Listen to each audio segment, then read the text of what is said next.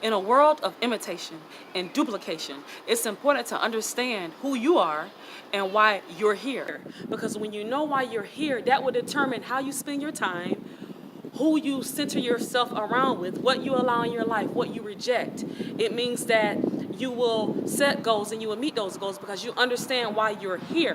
When you know what your mission is, you don't spend your time dibbling and dabbling in every other thing that has nothing to do with why you're here. You will be intentional about where you spend your time. You will be intentional about where you invest your money because you understand why you're here.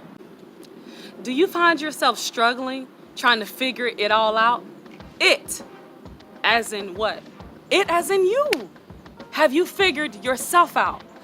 If you're responsible for children, if you're responsible for employees, and you have this position where you're over people, you're responsible for people, you have adapted to being the hero for them. You know what they like. You know how everyone else needs to be supported, what everyone else likes to eat, where everyone else likes to go, what makes them happy, what makes them sad. But what about you? Have you figured out what makes you happy? Have you figured out how you need to be supported, how you need to be loved? Because sometimes we will put pressure on other people. Well, you need to love me more. You're not giving me the attention that I need. But look, how can you expect other people to be an expert at loving you when you don't even know how to do that? You haven't even figured out what you desire, but you're holding other people to a high standard to make sure that you're okay, to make sure that you have everything that you need when you haven't even given them a basis to go on because you don't know. Many people have issues finding love. And one reason for that when it comes down to this particular topic is because you haven't given them you. They don't even know who you are because you're constantly being other people. You're trying to be like your friends. You're trying to be like your aunts or your mom or other women that you look up to or other women that you admire. You're trying to be like them, and he's trying to love that person, but that's not satisfying the inner you. And that's because that's not who you are. A person cannot love you or begin to understand what you like, how they can properly treat you, how can they support you if you are not being original. You're giving them a false version. How can you expect for someone to really learn you, to study your behaviors, if you're giving them a false truth? You're not even giving them who you are. You have to be original. You might actually have better results with finding someone to value you if you can just be exactly who you are. And it's unfair to put the pressure on someone to value you and to give you what you need when you have been false in who you've been when you're in their presence. Take off the mask. Take off who you think you want to be or who you think you need to be, and just be you. There is someone out there that is just waiting to love you. Dress the way that you feel comfortable. Style your hair in the way that you feel comfortable. And that is confidence. And people are drawn to confidence. When you exude confidence, people will come around you and stick to you like white on rice. Try it.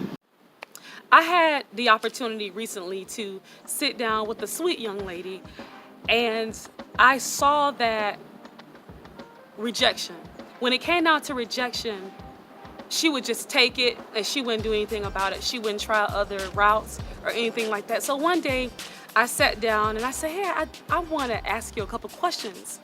What do you like? And she said, well, what do you mean? I said, well, if I wanted to take you out right now, where would you want to go? She told me she didn't know. And I said, well, what kind of food do you like? You know, would you like to go out to eat? What type of food do you like? Would you like to go to the spa, the mall? And she said, I don't know. And I said, well, what do you mean you don't know? And she said, I don't know what I like. I don't even know what my favorite foods are. I've never been skating, bowling. She said, I don't know. For as far back as I can remember, I've been taking care of my brothers and sisters. And before long, I became a mother myself, and it's just been an ongoing process of me learning other people and doing for other people. So I really haven't had the time to think about what I want from life, what kind of food I like. And I personally, I was floored. I was floored. And how many other people are like that? Are you like that?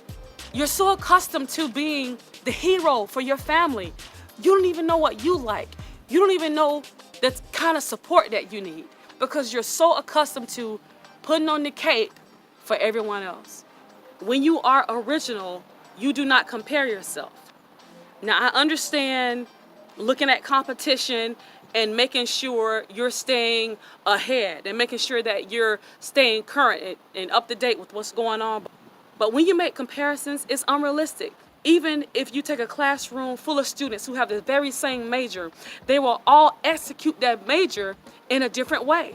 You have to learn how to take your differences and the characteristics that you have and maximize it to the top level. Even though we might have the same gifts, we might have the same skills and talents, but the way that we present those to the world, we can do it in different ways.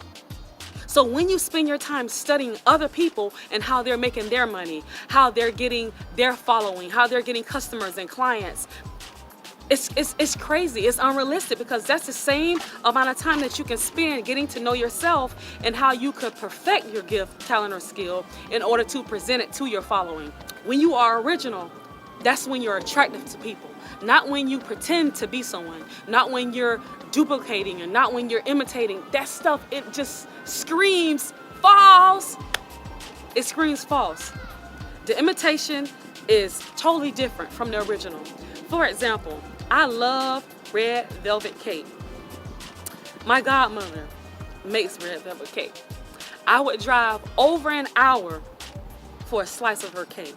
I don't know how many restaurants I had to pass, restaurants and bakeries that had red velvet cake. But because of the way that hers tasted, it was worth me bypassing all those restaurants and bakeries to get to her house to get a slice of her cake.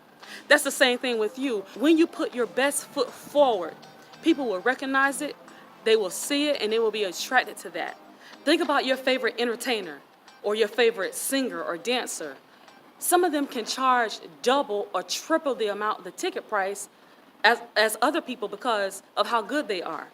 People will pay top dollar to go have a front row seat to see certain entertainers. And it's because how that person makes them feel when they're at the show, the way they dance and the way they pull them onto that stage. It makes people feel like they're a part of their world.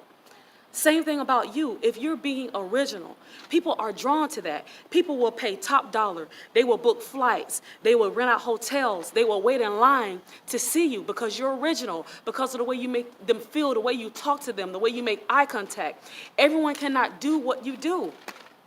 But see, too often people think that, well, if I follow the trend, that'll make me more popular. Anything that is trendy, people that are followers, they will jump on board with that because they figure that they will get the same results as those who have it, when that's not always the case. Your results come in when you are original, when you are authentic. That's where the money is. That's where the popularity is. That's where your power is. It's in being you. When you pretend to be something that you're not, it's no glory in that. You will constantly keep having to try. You will constantly find yourself having to study your competition and what they're doing and how you can measure up, instead of investing that time into yourself, instead of perfecting the gifts that you already have, your talents and your skills.